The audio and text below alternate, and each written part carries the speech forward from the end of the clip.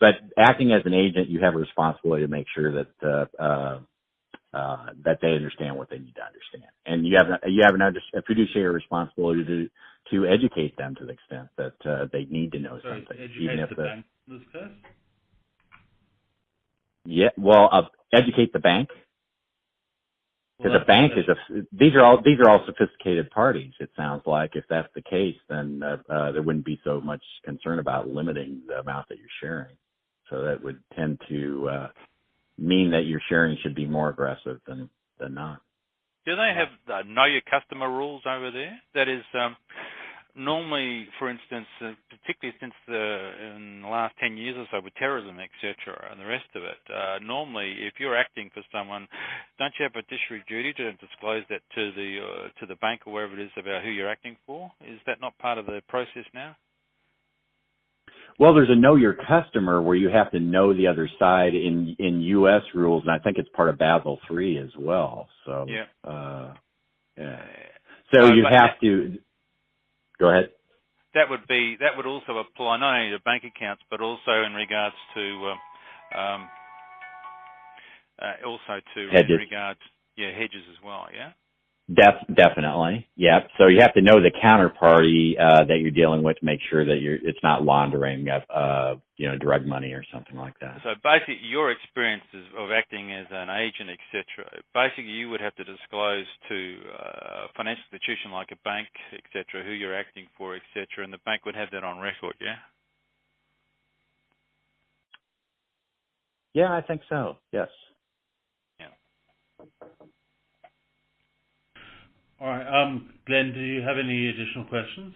We're running a little bit. Yeah, running it. No, you guys go for it. What other evidential questions you may have, anything like that? Yeah. No, it's pretty good. It's just that the point is that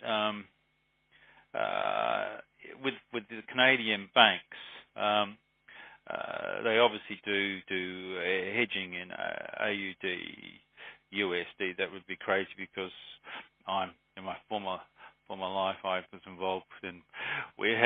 Is there agreements with all the major, Australian banks have agreements with all the major banks around the world, and everyone's freely exchanging, dollars and AUD with Canadian dollars and that sort of stuff, for the very reason that they want to be a one-stop shop for their clients, etc., no matter where they are, and whoever they're dealing with.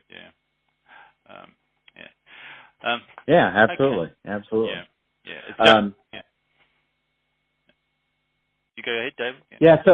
So all those things that you mentioned, I think, are doable, but it's complicated, and you'd want to see studies to backstop all of it, and it's a sort of hedging that would make me quite nervous.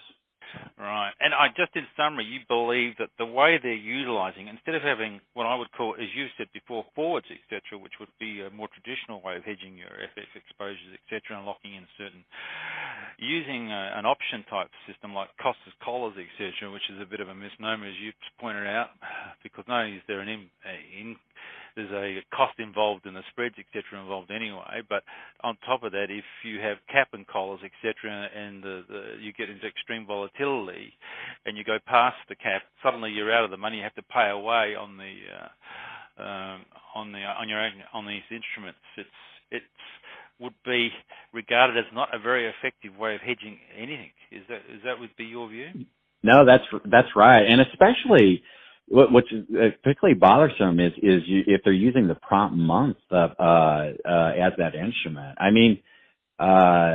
The case where I was an expert, they were doing three-way option hedges, right? These three ways going out for, it was during the Hurricane Rita Katrina, and they were going out for, I think it was 8 years,